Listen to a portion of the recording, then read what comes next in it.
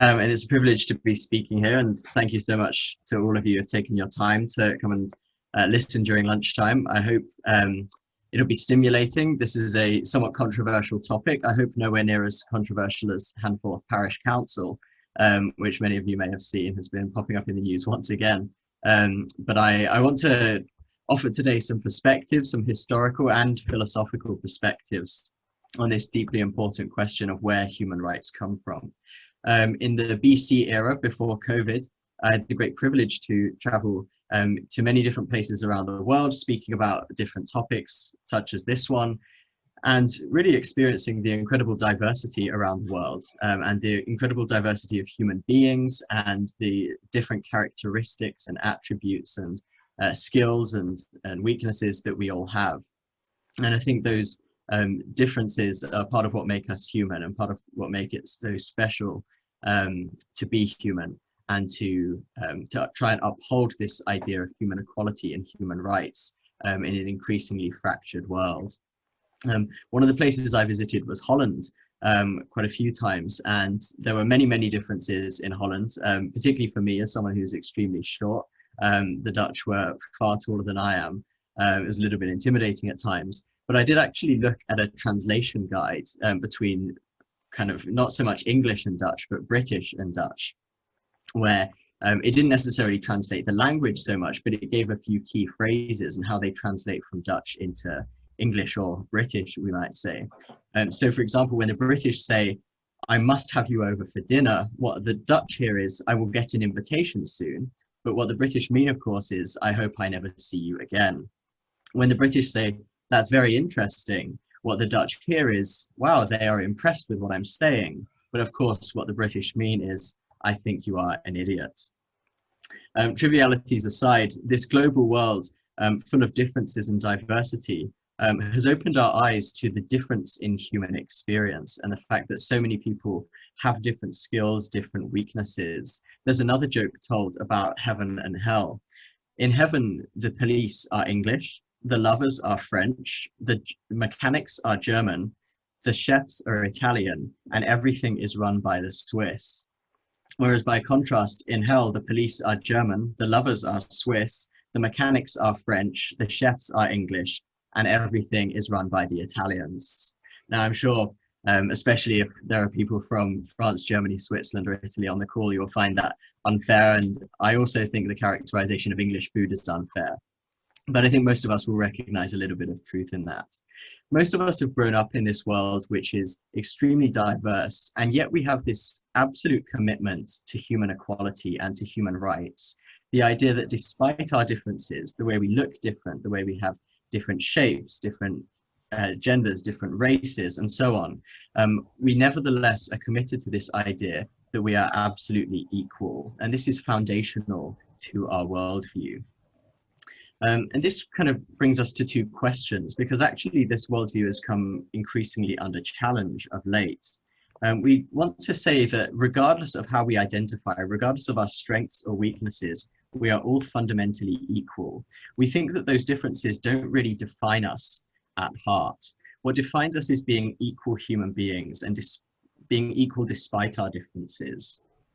But the question is, why do we believe this? Because actually almost no cultures in history have really believed this. Almost no cultures in history have believed that human equality is an important ideal or virtue. And so I want to ask where we might look to find the basis for this ideal. And so I want to ask two questions. Firstly, what are humans worth? This has a political aspect. We want to know about human equality in the political realm and its political implications. But it also has a personal aspect, because we also want to know in our own lives individually, what are we worth? With so many people struggling with self-esteem issues, especially in a high-pressured world, it's critically important that we have a firm basis, not just for believing this abstract political ideal of human equality, but also having a really clear sense of why we as individuals are worthy and equal and valuable. And so I want to talk a little bit about that today. And the second question is, how do we know that? How can we be justified in believing that? And how can we have a substantive basis for taking that to heart and really firmly being convinced of it? Now, this is important because the idea of human equality is increasingly under threat today. This might not seem true, but I want to argue that it is. It's an increasingly fragile idea. And so my research has been looking at what is it precisely which guarantees this equality.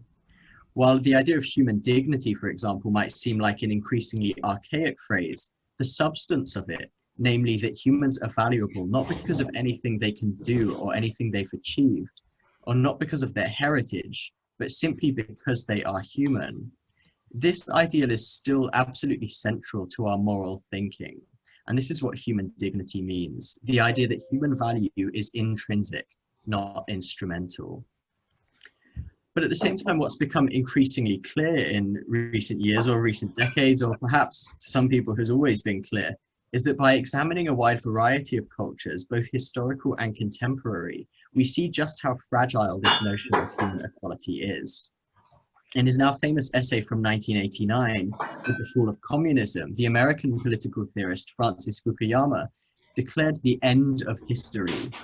He said, what we may be witnessing is not just the end of the Cold War or the passing of a particular period of post-war history, but the end of history as such. That is, the end point of mankind's ideological evolution and the universalization of Western liberal democracy as the final form of human government. Now, of course, 30 years later, to many of us, this seems not just a bit of an exaggeration, but absolutely absurd. It doesn't seem like there's an increasing move towards Western liberal democracy all across the world at all. And in fact, in many places, including the West, there's a really significant backlash against it. This idea that Western liberal democracy and the idea that humans are equal and have basic rights is increasingly under threat all over the world in many, many different countries, including in the West, sometimes just as much as in other places.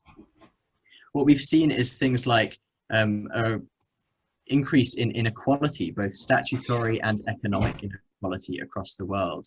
We've seen enormous human rights abuses in many countries across the world. We see philosophers arguing for infanticide in the bioethical sphere in academia and for the euthanasia of disabled people without their consent. We see increasing nationalism and xenophobia in many places across the world, sometimes leading to horrendous persecution against minorities in many countries. And we also, as I said, have this personal question, this profound lack of sense of personal value and a lack of meaning. There was a study a few years ago which showed that of all teenagers in the world, British teenagers were the most likely to say that they had no sense of meaning in their lives. And I think this is intimately and deeply connected to some of the mental health difficulties that we've seen in Western countries in recent years. But this is a historical question as well. Most cultures have, as I said, not really believed in anything like human equality. They've believed that humans are not equal, that some humans, particularly women and children and disabled people or people of other races, are born with less dignity and less value than others. Most cultures historically have believed that infanticide, particularly for reasons of sex or disability, is morally acceptable. Most cultures have thought that strength is one of the supreme virtues and that humility and love, by contrast, are either signs of weakness or at best relatively unimportant. And of course, many cultures throughout history have believed that human beings were made for convenience or made by accident, or perhaps not made at all, but just kind of generated in a kind of less personal way. And so I want to suggest that the idea that human beings are equal, that love and humility are virtues, and that every human being, no matter their sex or gender or ability or race and so on, are inherently valuable and infinitely so. And this has a real firm basis that I want to argue for later. The problem, of course, is that it's rarely explained why human rights exist or the basis of human equality. And so we have these kind of two parallel problems. We have a historical problem of a relative lack of understanding of where this idea of human equality came from, and the fact that actually our culture is quite unique and quite anomalous in its emphasis on human equality and human rights. And then we also have the question of, philosophically, how do we justify that?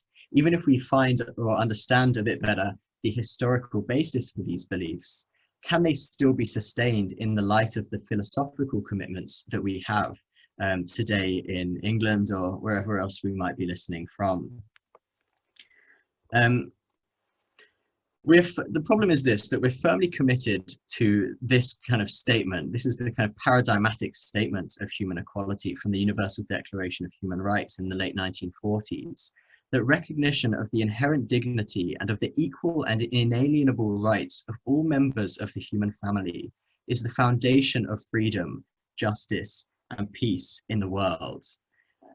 Now, the problem is this kind of statement historically is not just unusual, it's actually utterly insane. Most cultures in history would have viewed this sentiment as not just being wrong, but being obviously wrong. It's absolutely absurd to say that every single human being is equal and has inalienable rights. There's just no way that that's true. And I'm going to explore some of those historical threads.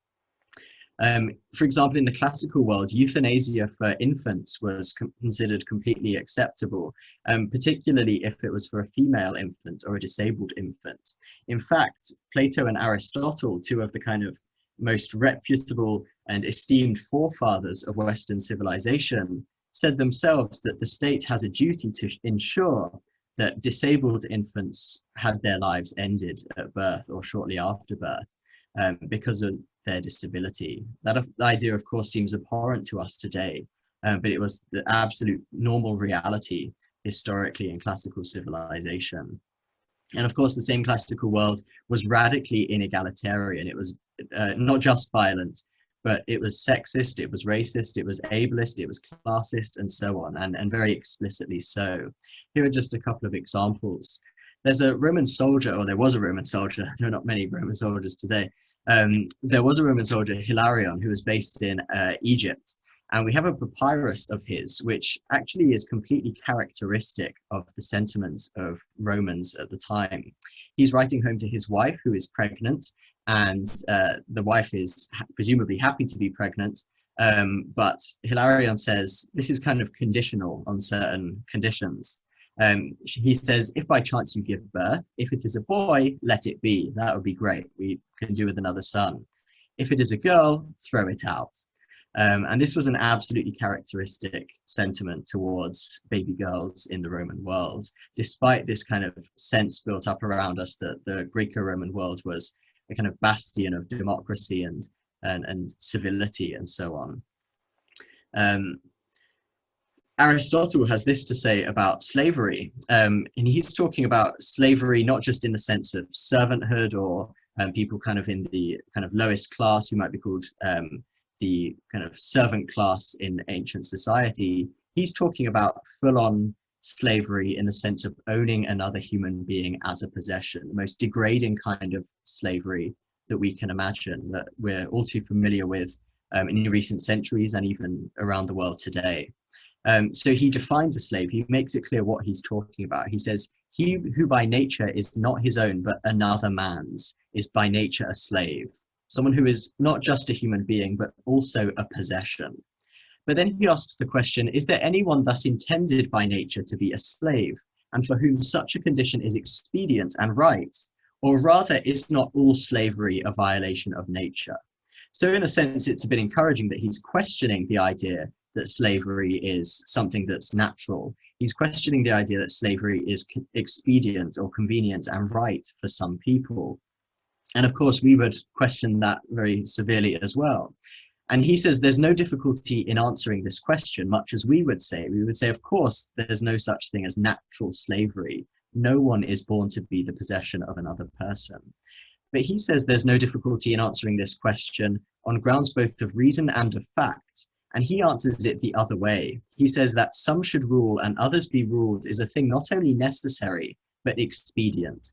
From the hour of their birth, some are marked out for subjection and others for rule.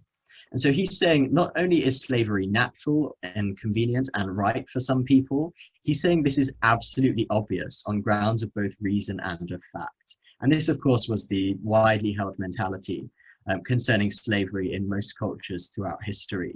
And this idea that we got democracy, or the idea of kind of equality of human beings from the esteemed Greek forefathers, for example, really breaks down when you look at what they actually believed about the equality of human beings. Another example is from Plato. Plato was talking about eschatology, which means the study of kind of the end of the world or the end things. He's essentially just talking about the afterlife, what he believed. And there was a great diversity of belief about this in the Greek world. Not everyone believed the same thing, but many Greeks believed that every single person had a soul and that this soul was connected to a particular star out there in the universe. And so every soul came from a star. And when the soul went back after its kind of earthly life, it went back to the star and was reunited with it, at least if you'd lived a good life. And so he says, if a person lived a good life throughout the due course of his time, he would at the end return to his dwelling place in his companion star to live a life of happiness that agreed with his character. But then he asks the question, well, what happens if someone didn't live a good life? And he gives the answer very clearly. He says, if you didn't live a good life, if he failed in this, he would be born a second time now as a woman. Now, of course, this shocks us today and we think, how appalling. And of course, there are some people today who believe this sort of thing, and we're rightly appalled at them. But again, this was an absolutely natural and even obvious view that was held in the Greek world and throughout most cultures in history. Aristotle echoes the same thoughts. He said, again, the male is by nature superior and the female inferior. This, of course, extended in different ways throughout history. Even in more recent history, there was a push in the late 19th century and early 20th century for euthanasia simply for disabled people, people who were considered idiots in their phraseology. Charles Goddard was a very, very prominent thinker and advocated involuntary euthanasia for people who were idiots, beings having only semblance to human form, unable to enjoy life, and incapable of serving any useful purpose in nature. And of course, this is what led to some of the most horrific human rights violations in the early and mid 20th century, where the attacks were not just on the Jewish community, not just attacks on ethnic minorities and gypsies and gay people and other persecuted groups. Actually, probably one of the most widely persecuted groups in the early 20th century across the Western world, not just in Nazi Germany, but in England, in the US, in Scandinavia, and so on, were disabled people. And this idea that disabled people should be, in their words, put down, was actually a very, very common notion. This idea that human equality was taken for granted was, this idea that human equality is something that extends to every single human being, regardless of their ability, actually went out the window very, very quickly in the late 19th century. And it's amazing just how much and how quickly pretty much the entire Western world gave up on the idea of human equality and only came back to it in light of the Holocaust and the horrific events of World War II. And so, for example, so I don't have the quote here, there's a quote from one of the doctors who was at the Nuremberg trials talking about the Nazi program of euthanasia that was performed involuntarily on many, many disabled people and disabled babies. And he said the infinitely small lever leading to this was the idea that there was such a life not worthy to be lived.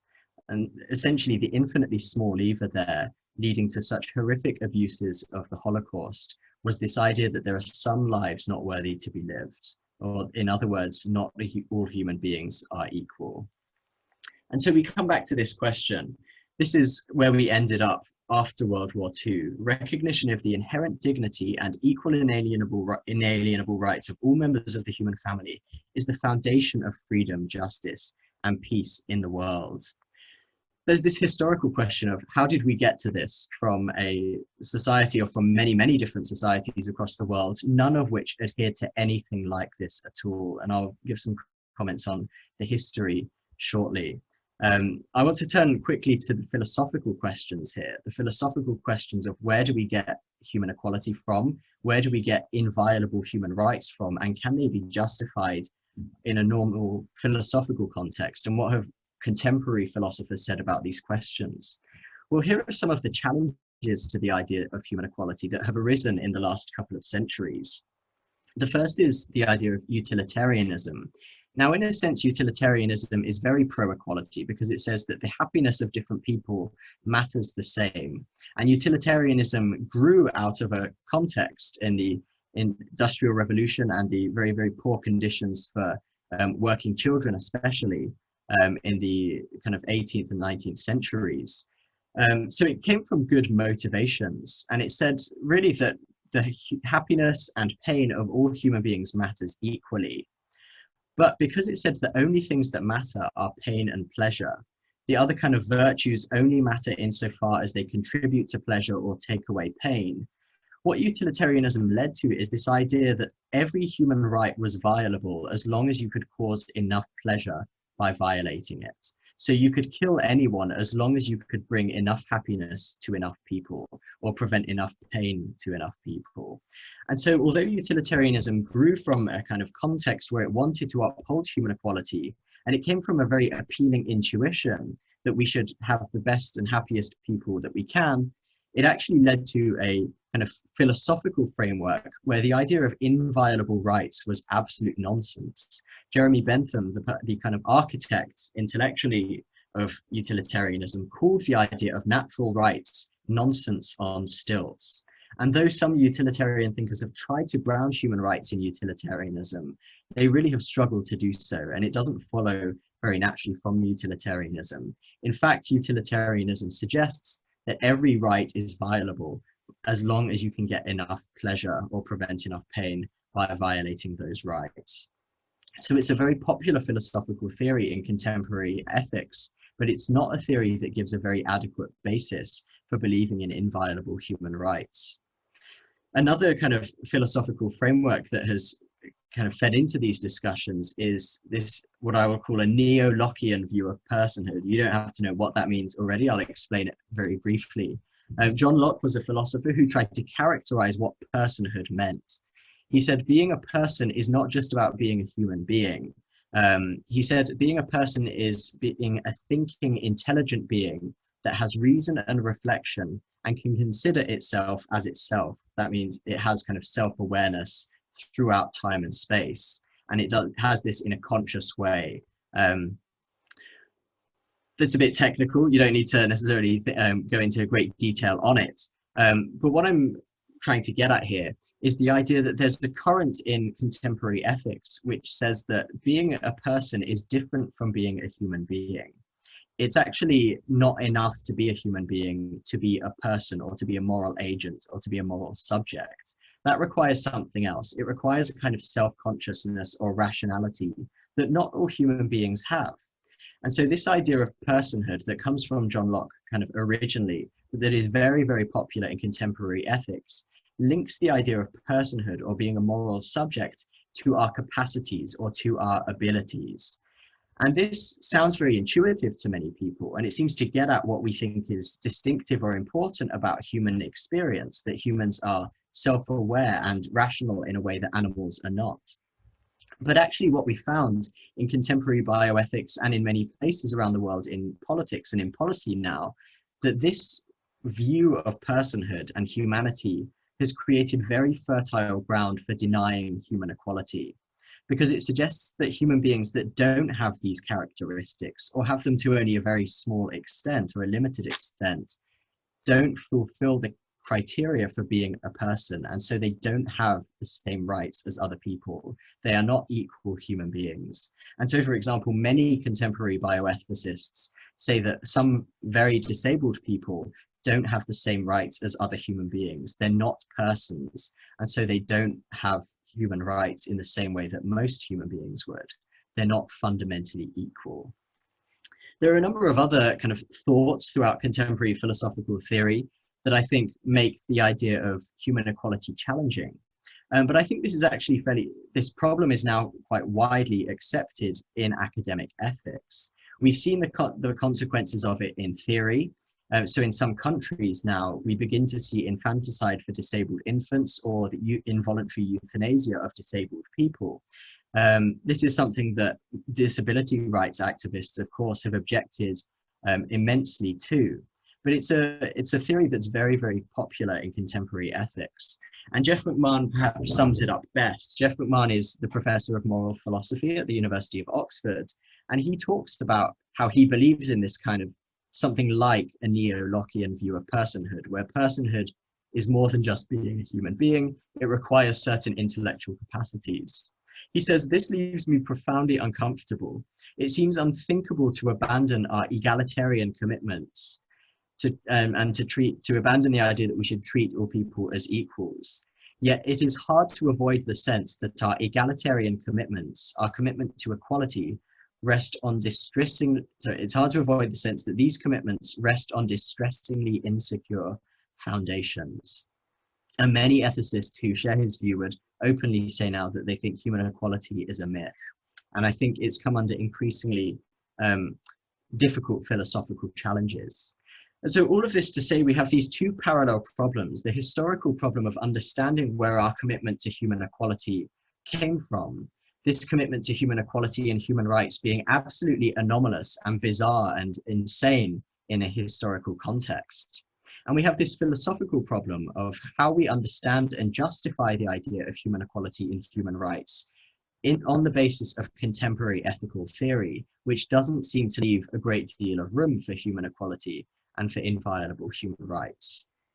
And so I want to suggest, maybe a little bit unexpectedly given the talk series, that actually a lot of the answers here can be found in the historical context of Christianity. And I want to suggest that Christianity offers a very compelling and coherent philosophical explanation of how we can believe in this idea of human dignity. Because what Christianity ultimately said is a number of things. Christianity made a number of particularly influential innovations historically that completely radicalized and changed the Roman world into which it came. Christians said, following on from their Jewish forebears, firstly, that humans were made in the image of God. Now, this can seem a very archaic or difficult to understand phrase. It can seem a phrase that is maybe too theological, maybe it simply doesn't make sense to you. What the image of God really just says is that humans reflect God in certain ways, and they have God's image in a way that kind of shows their value and shows their the way that they are treasured by God and valued by God. And if this is the case, if every single human being is made in the image of God, has God's image kind of stamped on them, has God's seal of approval on them, this is something very profound, because it says that even the lowest people in society, the people who the Greeks would have dismissed as not having lives worth living, maybe the slaves in Greek society, maybe women, maybe disabled people, the Judeo-Christian worldview had a radical innovation and said that every single one of those people has God's stamp on them, has God's kind of seal of approval, and has the inherent dignity of being made in a way that bears a likeness to God, the King of the universe, or the Creator himself. This is a profound innovation, and it has profound consequences for the way that we see human beings.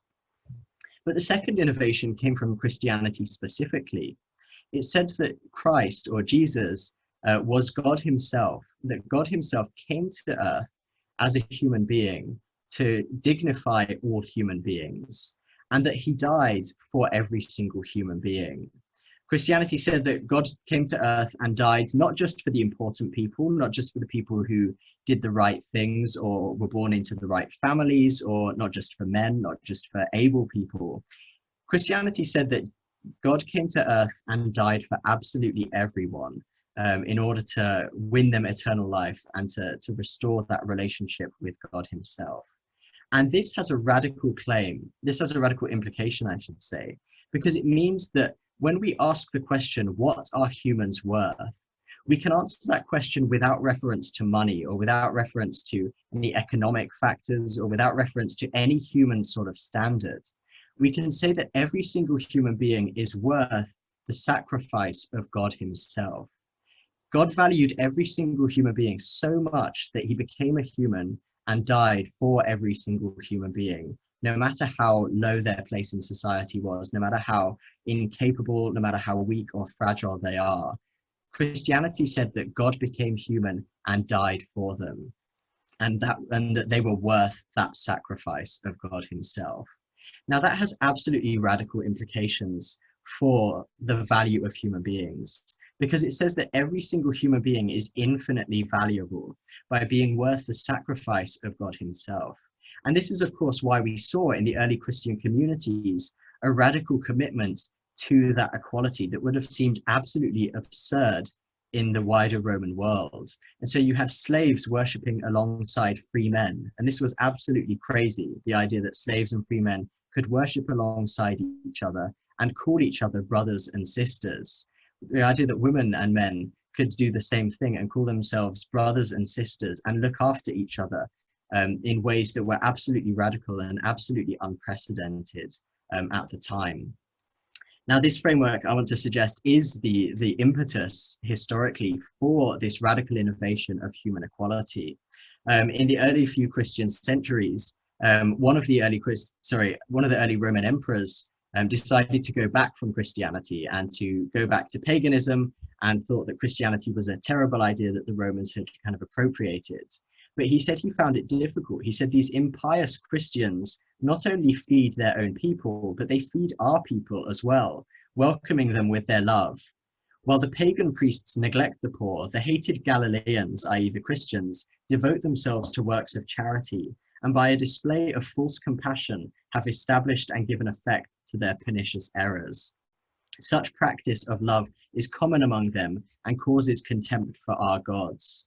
And when Julian, he went down in history fairly notoriously as Julian the Apostate, but when Julian died, he actually said, "O Galilean, you have won," realizing that the impact of Christianity in looking out for other people, not just their own people, but everyone, and looking after everyone, was an ideology and a culture that had won against his fiercest efforts to turn the empire back to its pagan roots.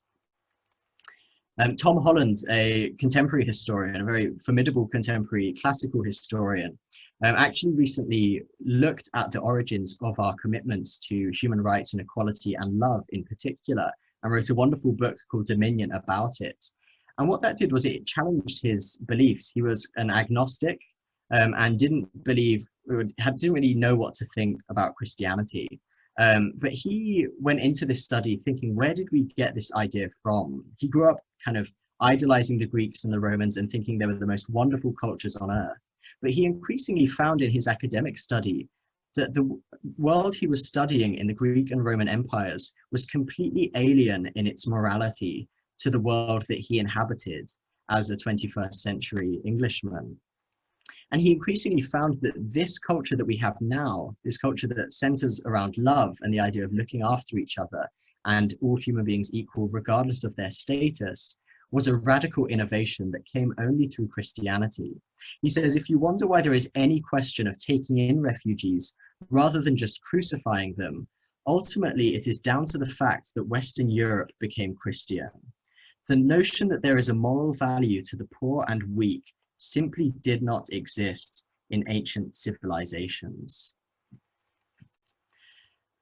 And so there are a number of ways that Christianity contributed historically, and we won't go into that in detail just for reasons of time. I'm happy to answer that in the Q&A. But Christianity had this radical impact. If we have this sense that the infinitely small lever leading to the horrors of World War II and the horrors of the Holocaust was this idea that not all human lives were worth living, we could also say in the same way that the infinitely small lever leading to our moral understanding of human rights and equality and love today is based on the very short few years ministry of this wandering itinerant preacher from Galilee, a kind of hated and detested place in the Middle East 2,000 years ago. That seems to have been the seed or the spark that ignited this earthquake and this moral revolution of human rights and human equality that we now reap the fruits of today and are trying to continue doing so.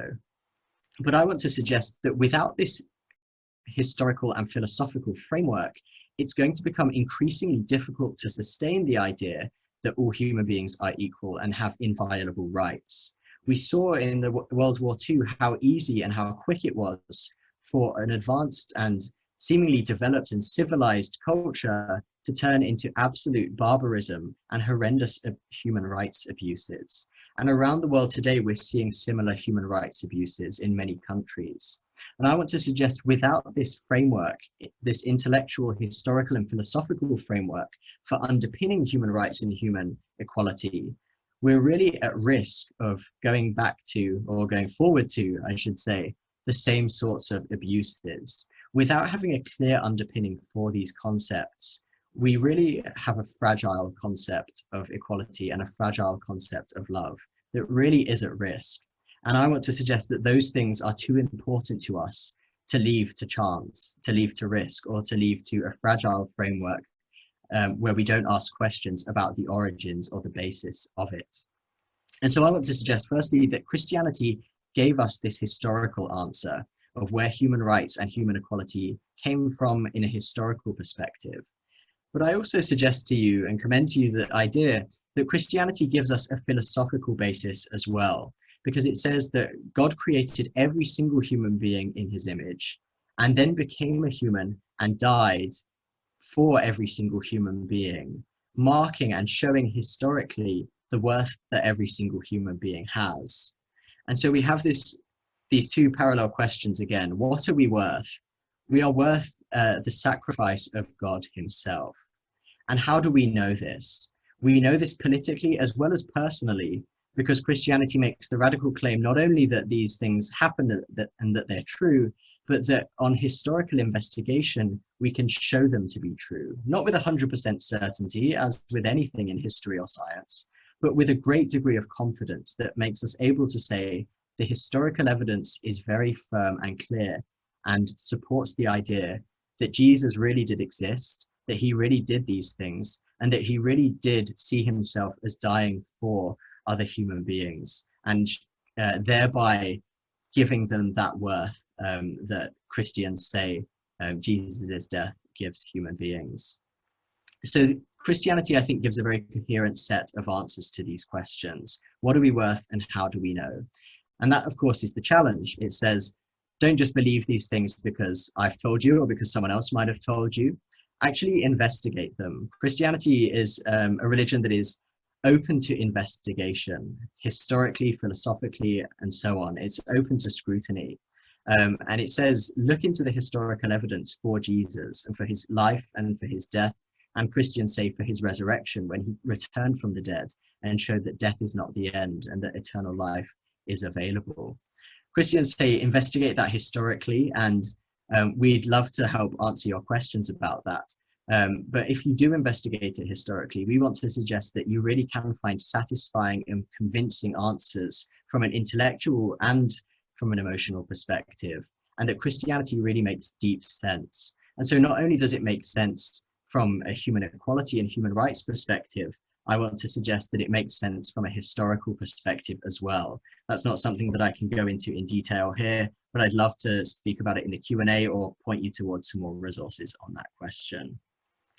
So thank you so much for your patience.